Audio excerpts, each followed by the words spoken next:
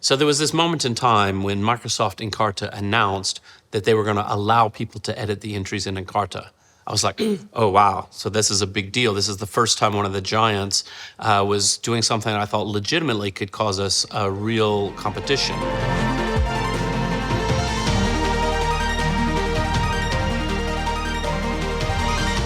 Hi, I'm Jimmy Wales, and today we're going to talk about competing with giants, and not just competing with them, defeating them.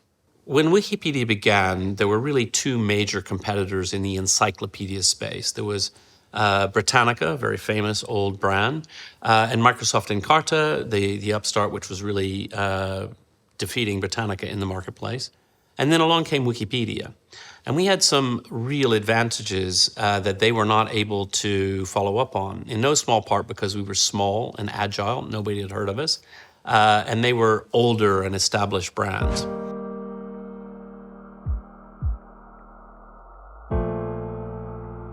Britannica.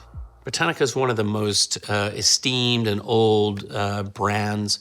Britannica encyclopedias were known and beloved. And suddenly, Microsoft came along and created a DVD-ROM encyclopedia. And they suddenly were really outcompeting Britannica. Now, they invested a lot of money. They made sure that Encarta was actually a good encyclopedia. And Britannica had a real problem transitioning because Britannica had a door-to-door sales force. And they couldn't really transition to the digital era because that sales force would get angry and quit, and they were already having protests from them. And so that was a case of an old institution that wasn't really able to compete effectively with the new. But guess what? Ultimately, Wikipedia came along with an even more radical model than simply taking a traditional encyclopedia and making it digital to say, let's be digitally native. Let's take advantage of the interactive nature and build a community to write the encyclopedia. It was a total game changer.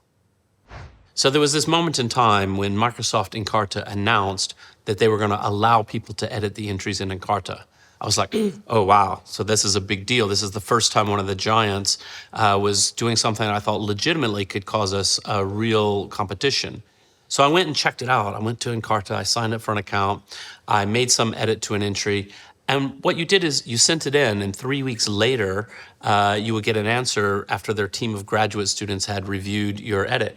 And I was like, well, this is no competition for what we're doing.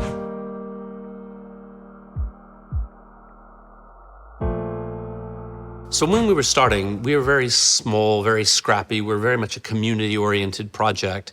And I remember one instance in particular that made me realize how that youth and that agility of the project would give us a huge competitive advantage. Someone edited Wikipedia and put a giant penis picture on the homepage. And we expected that to happen sometimes. And I scrambled to fix it, and I did it, and it was 10 minutes later, and I thought, gee, if this happened to Britannica or Encarta, they would just probably shut down all access to the website and not allow it.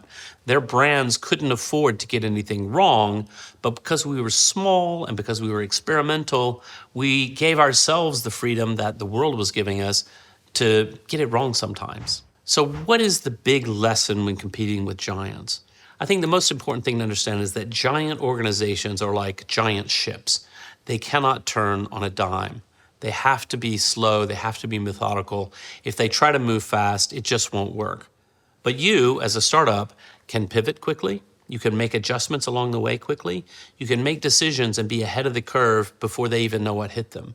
And so even though, of course, the giants have some advantages, they've got a lot of budget, they've got a lot of staff, they also tend to move in very straight lines and to be easy to defeat.